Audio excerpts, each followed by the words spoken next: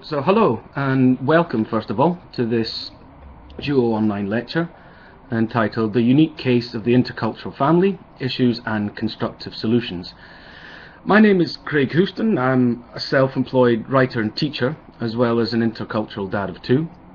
I'm originally from Scotland and I've lived in Finland for the past nearly 7 years. So for the past few months I've been helping Joe to compile a self-study course which is designed for new intercultural parents. During this period I've learned so much from many different people, including experts on the subject and parents who have also lived through the experience. Therefore I felt a lecture on the subject and raising some of the most important issues that I've discovered would be the best way to convey this information to you. So the lecture's been designed to offer an insight into this fascinating world of the intercultural couple and their journey from being a couple into parenthood. A number of crucial topics that intercultural families have to deal with, such as language, culture and challenges, will be discussed, as well as the very crux of the concept. What is culture? What is an intercultural couple? And why they're different from what we call their monocultural counterparts. So we'll take into account the opinions of experts on the subject, as well as use what parents have told us, intercultural parents who have lived through the experience. So I suppose the ultimate goal is to shed some light on this increasingly common situation in Finland and offer both advice and solutions to the issues faced by intercultural couples and their children in both a constructive and interactive manner. So to begin with, I'd like to talk about culture itself and the intercultural couple or family.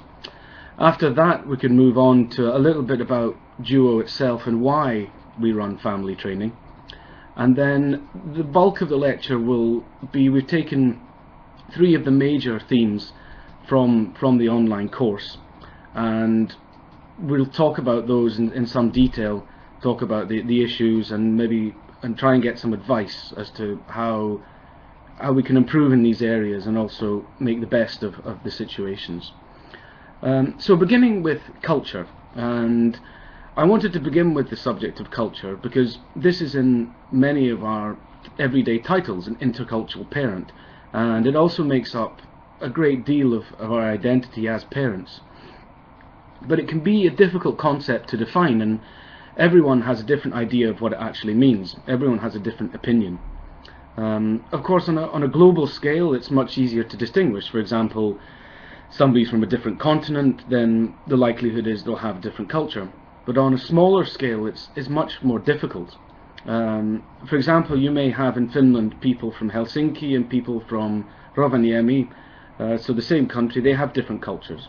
And if you look even closer, families living next door can even have different cultures, no matter if they're from Finland, so in a monocultural relationship, or they're in an intercultural relationship. The reason for this is that culture itself, or your own culture, is not just defined by the country or continent you come from, but with the ways in which you were brought up as a child, and also the many life experiences that have brought you to this point, so what you've done throughout your life. Joe's own Love and Parenthood guide has a really good way of describing culture in a quite succinct term, and it says that culture contains all the information that is passed on from one generation to the next, for example in the form of language, habits and customs. And this is a really good starting point because it tells you that culture is not about where you've come from, but how you were raised. And as parents, this is a particularly important point as it makes us realise the huge effect that the way we act has on our children. It also makes us realise that actually we're not that different to monocultural parents, although we face different challenges along the way, as every family has to deal with cultural issues at some point, no matter who the parents are. So, having talked about culture, we can now talk about what is an intercultural couple.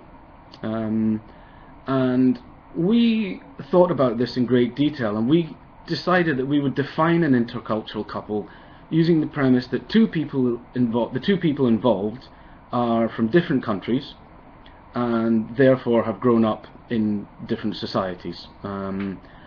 And this obviously tells us that one person of the relationship, at least, is living away from their home country, their family, and their surroundings. Furthermore, there are usually two or more languages spoken in the family environment. So, to sum up, I'll call an intercultural couple someone from a different country, someone that's living away from their home country, family and surroundings, and that in the majority of cases there's more than one language involved. So of course the challenges that these intercultural couples face are much different to people, for example, a Finnish couple, or a couple from the same background as the expat parent. Of course, there's the combination of cultures. You have to take two cultures and combine them into one household, which is always going to be slightly tricky, because there are many different ways of thinking and many different ideas as to how something should work. And this can range from raising children all the way down to what you eat every day, or how your living room is decorated. So the combination of cultures can be a tricky subject. Of course, then there's the language difference. As we mentioned, in the majority of cases, there will be more than one language, and of course that can cause maybe a lack of understanding in certain cases, or the way in which somebody uses the home language might be difficult, or might have a different connotation to what the native speaker will understand. So this can cause fractions. So it's important to be more understanding, especially when the person, when you're using the home language, the person is using their non-mother tongue, their non-native tongue. Of course, there are other differences. There may be religious differences within the couple, and of course always there's one member assimilating into a new culture, and we'll talk about that later on. But of course this involves moving to a new country, leaving behind a great deal of people, of support networks, of food, of culture, of family, etc., etc.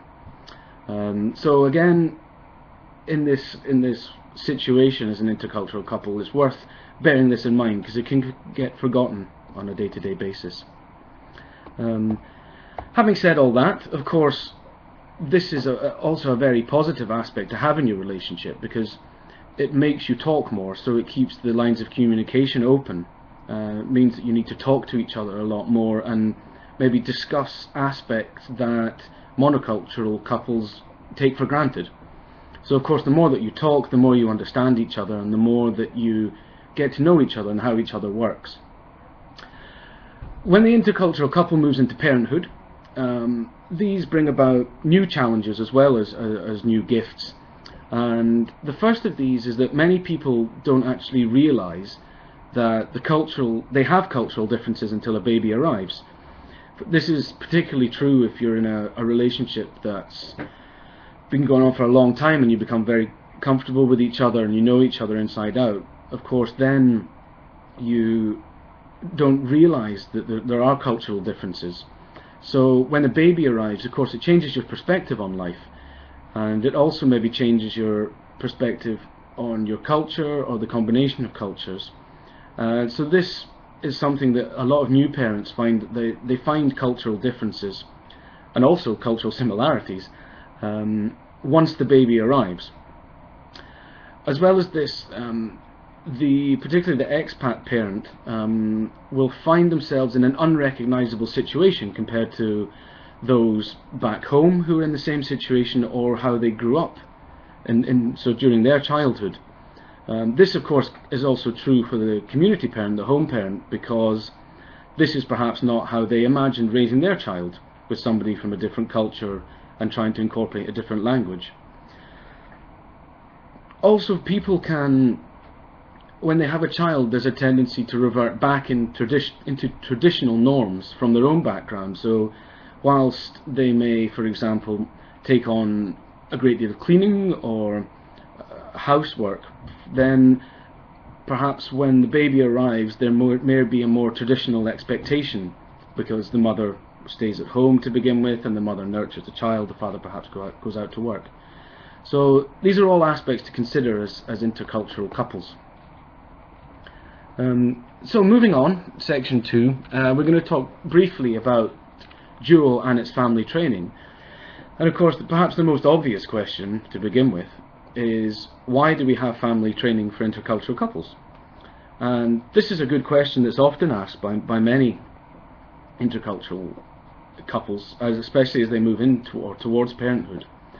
And the simple answer is that intercultural couples face different challenges to monocultural couples. Of course, every couple will have its challenges no matter where you're from or who you're in a relationship with, but intercultural couples face different and perhaps unique problems or challenges throughout their relationship. And the family training not only identifies these as early as possible, but it also helps them to deal with these issues and also move forward with them. Different cultures come together and they produce different ideas when it comes to children, when it comes to religion, when it comes to how to raise these children.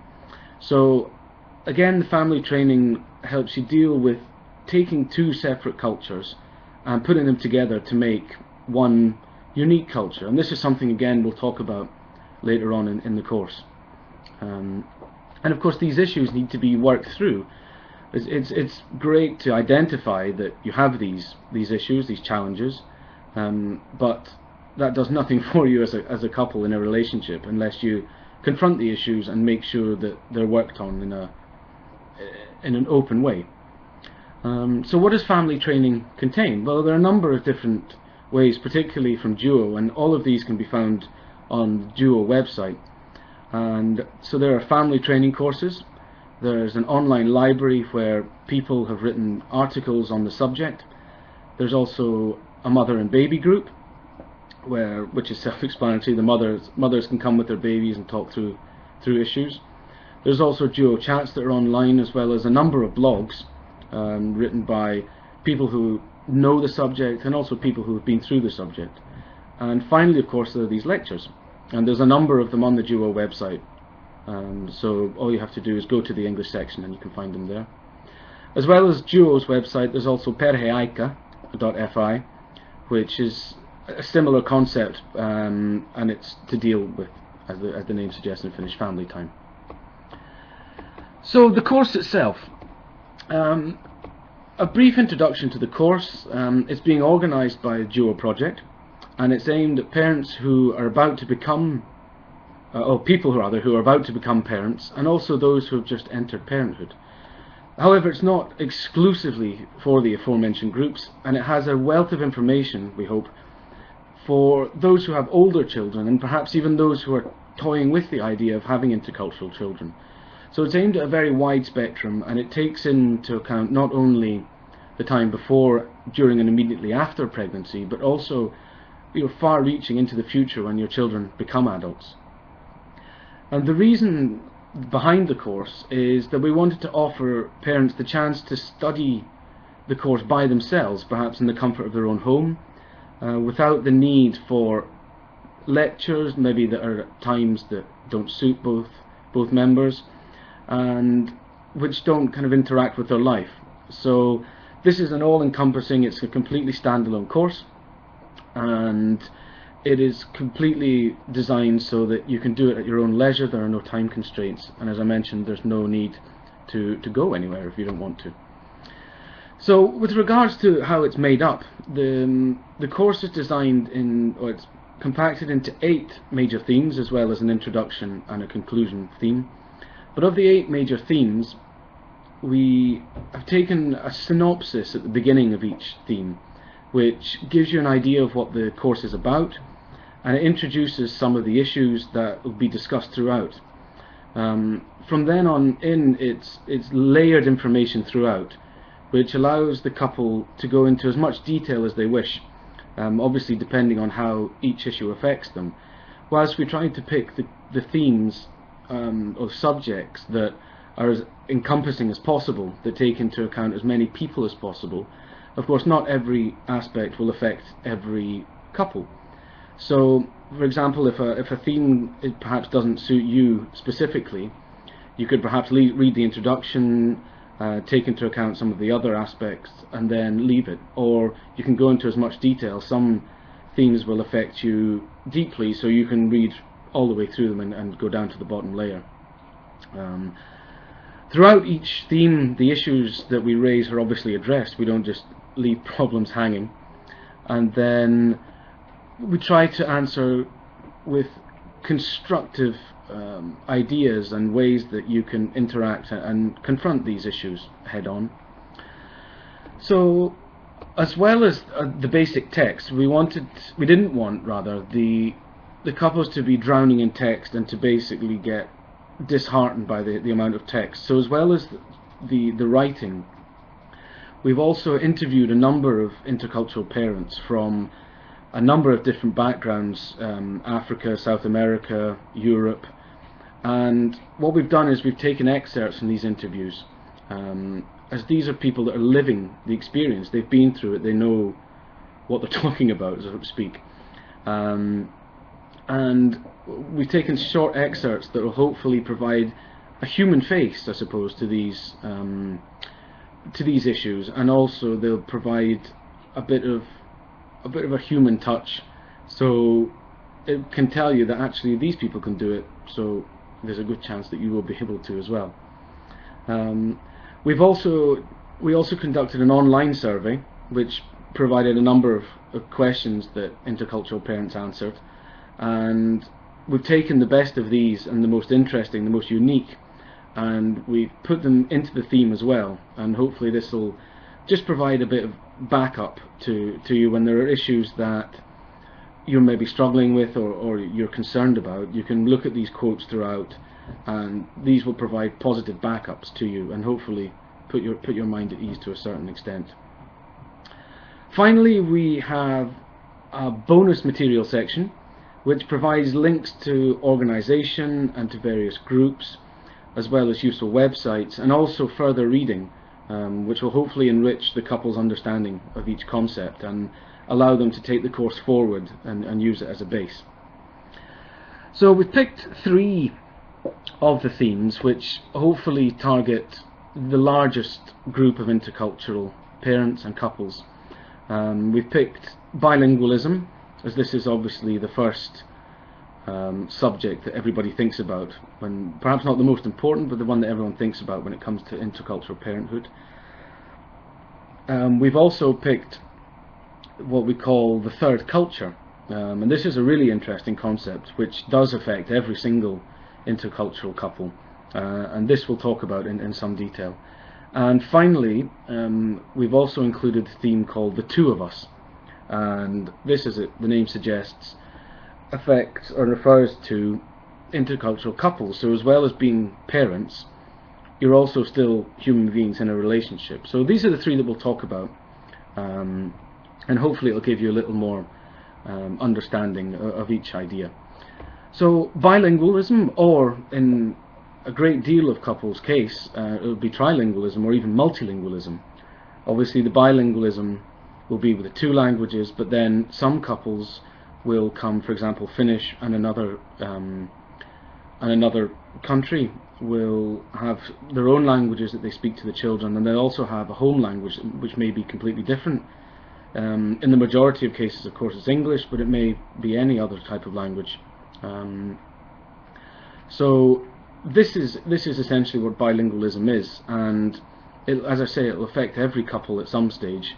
And it's something that you need to be aware of from the very beginning, or perhaps even before your child is born. So, as you all know, it's a wonderful gift to give your child the gift of language and to be bilingual or multilingual. It not only does it offer them more languages that they speak, but it also gives them more openness to new cultures. If they have to deal with these 2 languages and therefore cultures, then they will automatically become more attuned to different languages and to different cultures, and they'll be more interested in learning about different cultures. And of course, as the world becomes smaller, as it becomes bigger, the world is globalizing, so there's more access and more more need to know about different cultures. Furthermore, it also gives children the ability to take on new languages in the future. So they may want to take up different languages at school and beyond, and of course there's no such thing as too many languages. So the first aspect I wanted to talk about with bilingualism is the myths that are surrounded and the untruths that come with bilingualism. Of course, back in the 50s, 60s, even 70s, there was a consensus among experts that making your child or allowing your child to become bilingual was wrong, and that it impacted on their life, impacted on their education.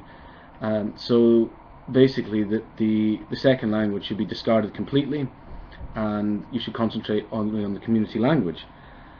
Of course, this has been proven to be absolutely and completely false, and experts nowadays, thankfully, are more they're more open and they're more educated, and the number of benefits that come with bilingualism is fantastic, and the negativity is minimal. So the first myth was that dealing with many languages confuses children. This is simply not the case.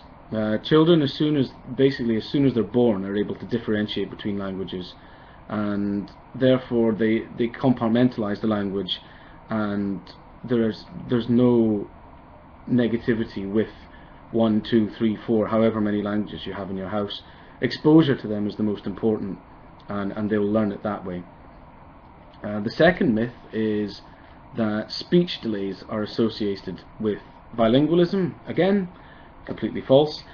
There may be cases where the language is slightly delayed compared to a monolingualist, or so a child that's only speaking one language, but in the grand scheme of things this makes no difference, and the child will eventually differentiate between the two languages as they speak them and as they're exposed to them. So speech delays are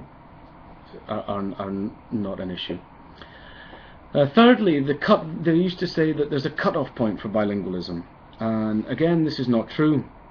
It's been proven that children, particularly up to the age of 7, can take on languages and become completely bilingual. So even if you haven't taken bilingual steps early on, then please, you can try. You can do it regardless, and the children will pick up the language even after the age of 7.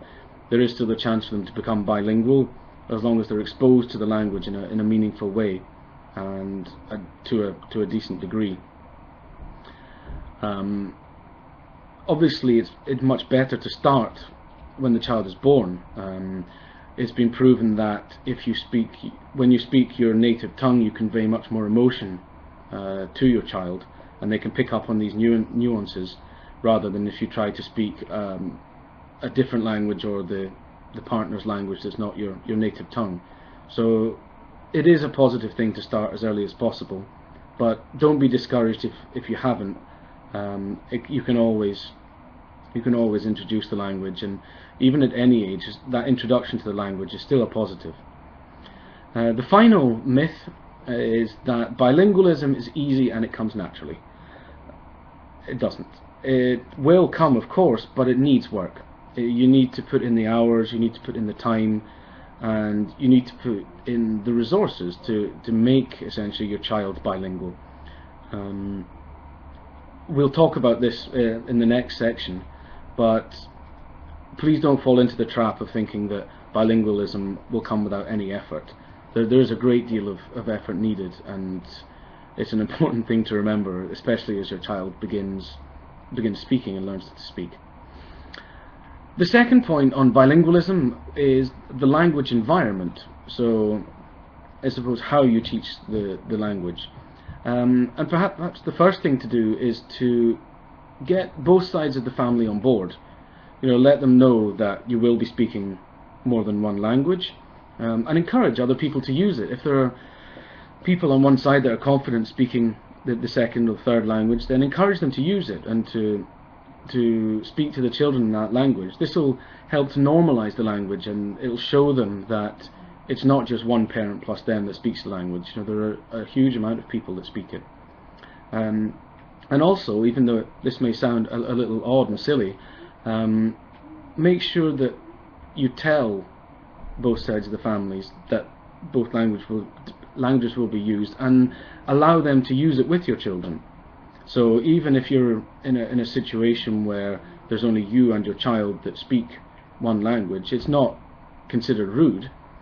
It's just make sure that people know that you're speaking the language with your child, you're doing it for a reason, and you're there to reinforce it. And then everybody, of course, will come used to it, and this again may encourage other people to feel more comfortable and use it. Secondly, try if possible to establish links with other people who speak the the expatriate language.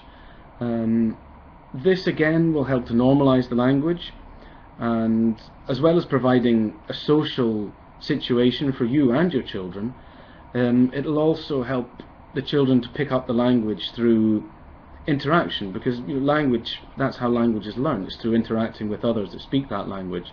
So if you can take the children away from the home environment where perhaps you and your spouse speak your language, then if you take them into this environment, they can normalize the language, they can see other people speak this language, other people use this language on a daily basis, and this again will give them confidence and the ability to make mistakes and people won't mind because they're in a comfortable environment. Also try to involve your children in your own culture if you are the expatriate parent. Of course, this is not to say that you do it to the detriment of, in this case, Finnish. The Finnish side of the culture should receive as much attention, but as you're away from your home environment, try to make sure that your children learn as much about your culture and where you're from as possible. And there are many different ways you can do this. There are stories or childhood fables.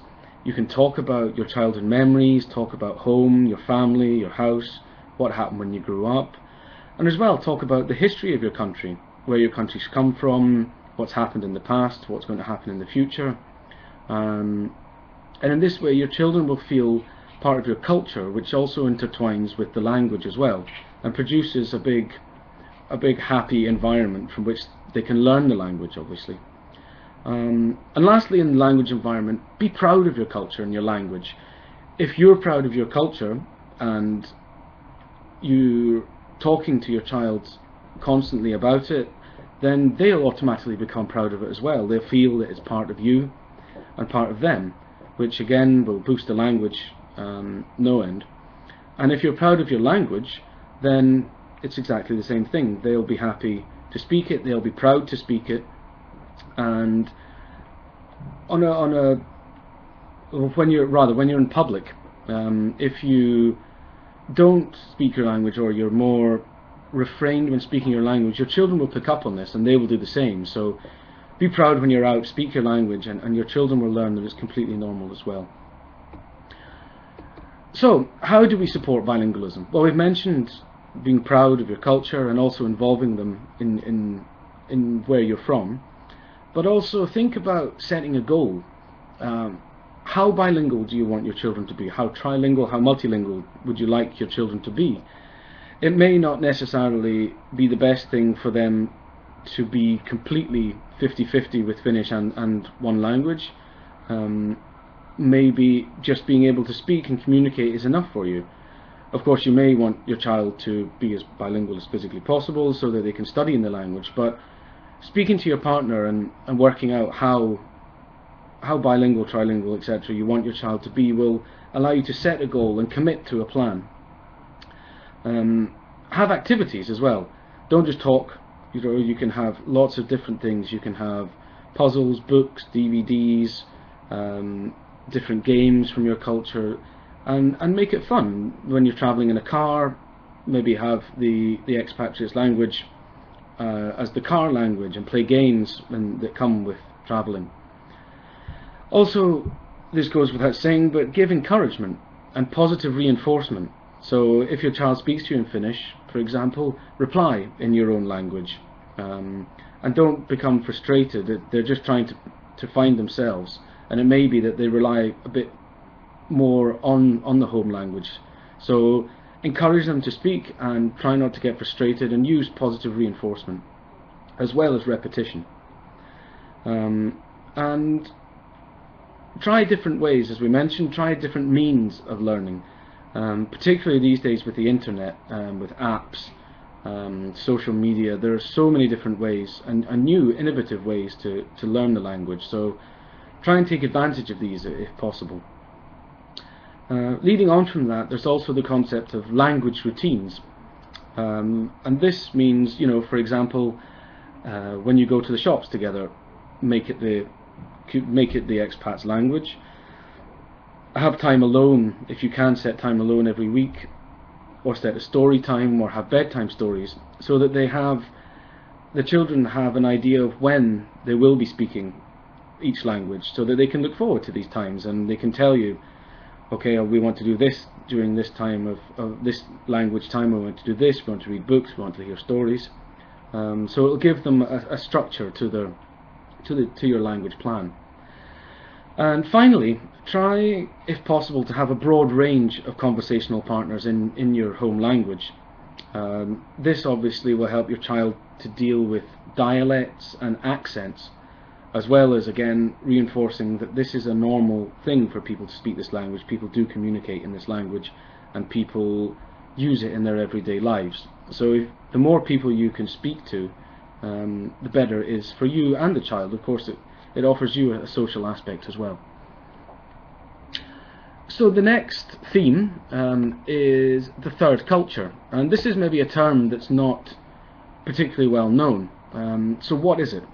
Essentially, no intercultural couple can raise their child the way that they were brought up. It's physically impossible to have two full cultures for one family and for one child.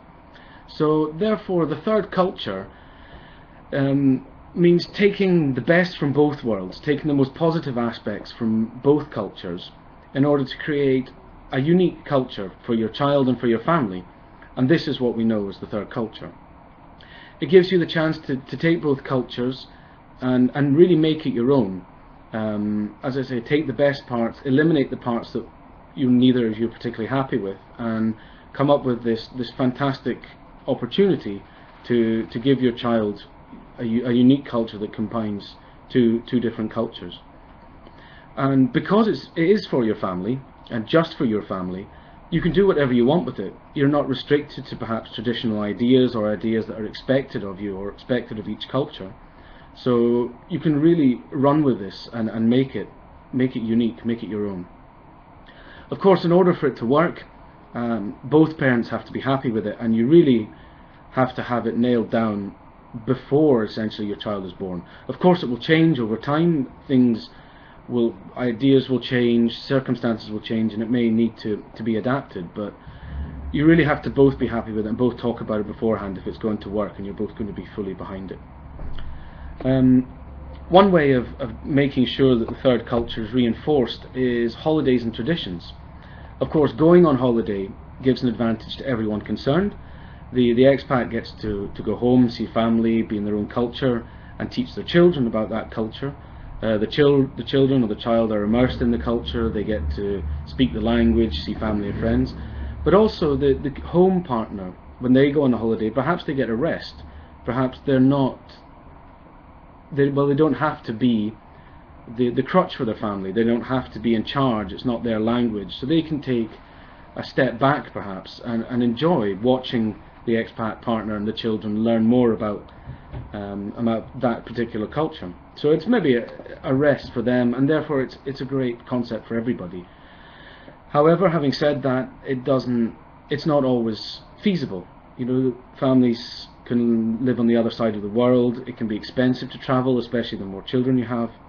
So it's not always possible. But marking specific holidays at home, this is just as important a concept. And an example of this in many cultures is the combination of Christmas. People take different days, different traditions, and instead of celebrating one or the other, they combine it to make a completely unique tradition. Take the best parts from everything, so that the children realise that there are two different ideas here, but they come together to celebrate everybody. Also bringing in some traditions from the expat's country, from your own country, this is also a nice way of combining different traditions.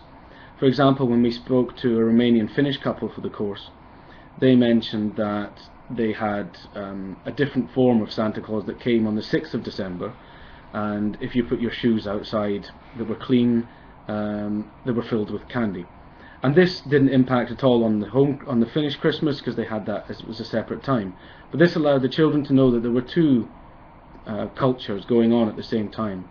And also they mentioned that they had some spices flown over from Romania, and they made Romanian food to complement the Finnish Christmas. As well as this, there are also things you can have in everyday life to reinforce the third culture. Food, the way you decorate your house, obviously the language, even things like colours, photographs. And this is all a constant reminder that there are two cultures involved, and therefore the third culture. And it also shows off your culture and your heritage, and shows that you're proud of it, and therefore, as we mentioned before, if you're proud of your language and culture, then your children will hopefully be too. So how do we build a third culture? It requires constant dialogue. It requires changing things that are not working or that have become obsolete. And it also therefore means making compromises. You're going to want as much as your culture involved in the child's life as possible. That's only natural, but it's not going to happen. You'll have to compromise. You'll have some things you will get, some things you won't, some things will change unrecognisably.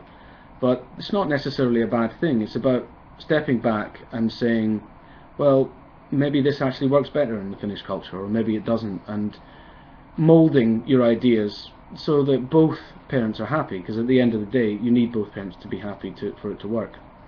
Therefore, don't avoid difficult issues if at all possible. Try to talk the difficult issues through and come out the other end with a satisfactory outcome. And this means being flexible. So do talk, don't get frustrated, and accept the changes and differences that do come along. And finally, talk about the future if possible. If you can discuss things that are going to happen or that may happen in the future, perhaps they'll be less of a surprise to you when they arrive, and you'll be ready for them. Finally, the third theme that I wanted to discuss today concerns the parents and the parents' relationship. As we said before, of course, becoming a parent is a massive thing, and the child becomes hugely important in your life. But it is important to remember that you're still a spouse, and you're still a human being at the end of the day. So a couple of points from relationships and the two people that raise the children are concerned is change, first of all. And how do we deal with change? Change is always going to happen. You've seen it in your life so far. You know, people have moved to different countries, you found new work, you found new support networks, etc. So you know that it will happen. So try and embrace the change and use it as a positive to move forward in your relationship and in your family. And of course, change can be good. Change is not always a negative thing. It can be good. It can change your life for the better. So opening yourself up to change will also bring positive aspects to your life. And of course, if you're in a stable relationship and a loving relationship, you'll be able to deal with anything, and these changes that come along will make you stronger as a family. It may change you, but it will make you stronger. Secondly, integration, and this is something that everybody will have to deal with at some point in their lives. Of course, it's exciting moving to a new country or having your spouse move to your country. It's new. There's new culture, there's new language, new food, new climate in a lot of cases, particularly with Finland. And this is true for both couples. For both members of the couple. So it will be a big change for the home partner as well. They're bringing their spouse from their own culture. It's going to be new for them. It may be difficult at times. So it's important to remember it's not just purely an expat situation or an expat issue. However, having said that, the expat is away from home, needs to find work, needs to learn the language, and this can bring challenges of its own. You may be slightly more, maybe less patient. Things may grind on you after a while. But as well, remember that the community partner is also going through their same issues. They're having to deal with maybe speaking their second language on a permanent basis in the home. They may have to support the expat partner financially to begin with, help them find work, and they will have to watch their partner go through these issues, which may not be easy at times. So do try and be supportive and realize that these issues are happening within each other's lives. So try and be more patient and talk about them as well. The final issue is the support network, or in the case maybe of the expat partner, the lack of them. This challenge becomes more prevalent obviously once a child is born, as the parents may realise that their support network is missing, whereas they might not have realised it beforehand. For the expat parent, their entire support network may be based in a different country, and they may have struggled to build one in Finland so far. But the home parent may also be lacking a support network, particularly if the couple have spent time outside Finland, or if they live in a city far from family and close friends, for example the capital. To combat this issue, it's important to allow each parent the time necessary to socialise, and this is true both before and after the birth. Also, finding societies and clubs that may interest each of you will allow you to meet similarly minded people. And again, this reinforces the fact that you are a parent first of all, but you're also a spouse and a human being. So try to be proactive when looking for a social or a support network, because these opportunities don't just fall into your lap. So try to put yourself out there, be brave, and try and meet these new people. And take advantage of opportunities that are open to everyone. The internet, social media, and even embassies, they organise a lot of things for people from the same country. And this will obviously help you to find your place. Bear in mind though, it is, or it can be rather, more difficult for fathers to find these types of societies and people with common interests, because during the pregnancy the mother will have more avenues open to her in the form of antenatal classes. There may be pregnancy or events or groups or sporting activities that are open purely to pregnant mothers, and they have the bond in common immediately, so they may find it slightly easier. So those are the three themes that we wanted to talk about today. However, we have, as I said, we've picked 8 themes in total, as well as bilingualism, the third culture, and the two of us, which we talked about. We also created another 5 themes dedicated to the various aspects of raising a child in an intercultural environment, and we named them the pregnant couple, intercultural parenthood, potential challenges, the intercultural child, and the intercultural couple. We chose these specific areas as they're relevant to the most number of people or intercultural couples in Finland. Every couple of course has their challenges, and some may be very specific to the individual pairing, but there are a certain number which affect every intercultural couple, and these are the ones we decided to cover. So how do we follow up on the lecture? There are many intercultural couples in Finland now, and the number is only growing. So it's important to realise that you're not on your own, and there are groups and people available to help you and your family through what is one of the biggest events of your entire life. This course has been designed with future study in mind, and we hope that it will inspire people to read further into the subject and continue learning about the situation they're in and how best to deal with these challenges, as well as the positives that come their way. If you want to get involved, of course you can. The Duo website is a great place to find out how you can get involved. You can also, as well as learning through the courses and discussion groups, you can volunteer your own knowledge by becoming a guest lecturer, running a course or anything, taking part in the chats. Our final point is on the publication of the course, and we plan to have it published during the first week of October this year. The majority is now complete, and it's due to be shipped off to the web designers, who will obviously work their magic and produce something both eye-catching and easy to navigate. We'll obviously inform everybody when we have an exact date of publication, so the best way to find out about this is to keep an eye on the website and also the newsletter that comes from Duo and their Facebook page. Constructive feedback is welcome, and we always want to hear from people in these situations as how we can improve. the course and in general. So that's everything from me. Thank you very much for listening to me. It's been a real pleasure to talk about the course and what we've been doing, and I hope we'll hear from you again in the future. Thank you.